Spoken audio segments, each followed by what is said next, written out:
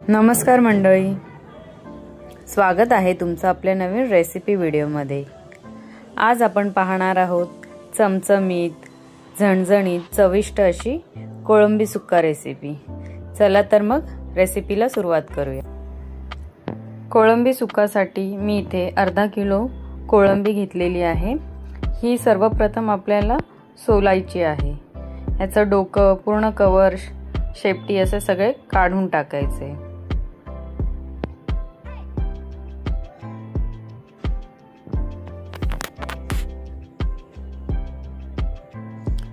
त्याचा जो काळा धागा असतो तो पण आपल्याला काढून टाकायचा आहे, नाहीतर तो पोटाला बाधतो।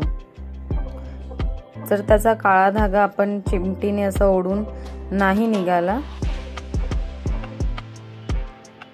तर मध्ये सुरीने असा कट देऊन तो आपल्याला व्यवस्थित असा काढून टाकायचा आहे।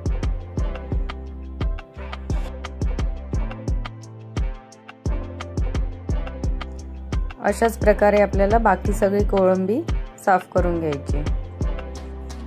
साफ केलेली कोळंबी 2-3 वेळा स्वच्छ पाण्याने धुवून घ्यायची। आता मॅरिनेशन करूया। मॅरिनेशनसाठी इथे मीठ घातलंय, हळद घातली आहे। आता ते चांगलं मिक्स करून घेऊया। मिक्स केल्यानंतर 10 ते 15 मिनिटांसाठी झाकण ठेवून आपण मॅरिनेशनला ठेवून देऊया।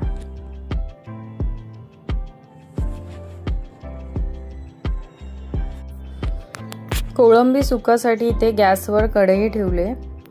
आता 2 ते 3 चमचा तेल घालूया।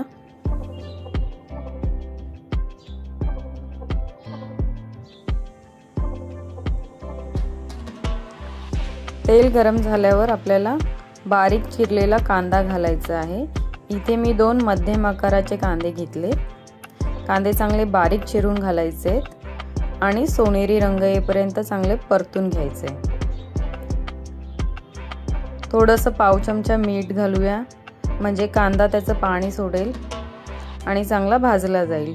आपण मॅरिनेशनसाठी आधीच मीठ घातले, त्यामुळे इथे आपण थोडंच मीठ घालायचं आहे आणि भाजून घ्यायचा आहे कांदा।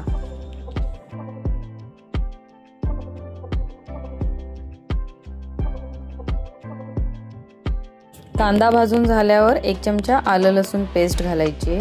याचा कच्चेपणा जाईपर्यंत ह्याला परतून घ्यायचं आहे।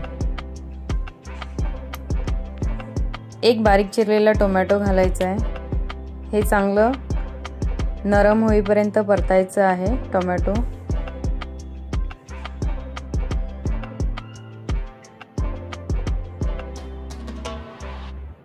आता 1 चमचा लाल तिखट घालायचं आहे। चांगलं मिक्स करून घेऊया। 1 चमचा गरम मसाला घालूया। याच्यात खूप बेसिक मसाले जातात कोळंबी सुक्यामध्ये। लाल मसाला, गरम मसाला आणि मॅरिनेशन मध्ये आपण हळद टाकली होती। आता आपण मॅरिनेट केलेली कोळंबी घालून घेऊया। चांगली परतून घेऊया। थोडंसं पाणी घालूया। याच्यात खूप जास्त पाणी नाही घालायचंय। कोळंबी आपलं स्वतःचं पाणी सोडते, त्यामुळे खूप जास्त पाणी नाही घालायचंय। आता 4-5 बारीक चिरलेली कोथिंबीर घालायची।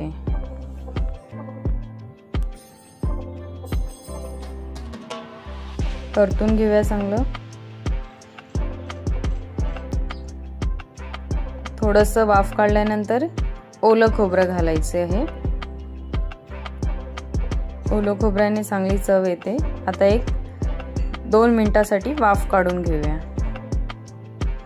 कोळंबीला मस्त पाणी सुटलंय आणि कोळंबी ही चांगली शिजली आहे। कोळंबी शिजायला खूप जास्त वेळ नाही लागत। 5 ते 7 मिनिटांमध्ये आपली कोळंबी शिजून जाते।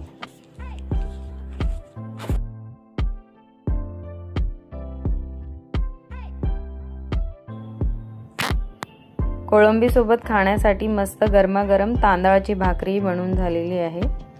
आता आपण कोळंबी सर्व करायला घेऊया। गरमागरम आणि झणझणीत कोळंबी सुक्का तयार आहे। तेही मऊ आणि लुसलुशीत भाकरीसोबत खायला। नक्की करून पहा। आवडल्यास लाईक करा, शेअर करा, सबस्क्राईब करा। भेटूया पुन्हा नवीन व्हिडिओमध्ये। तोपर्यंत धन्यवाद।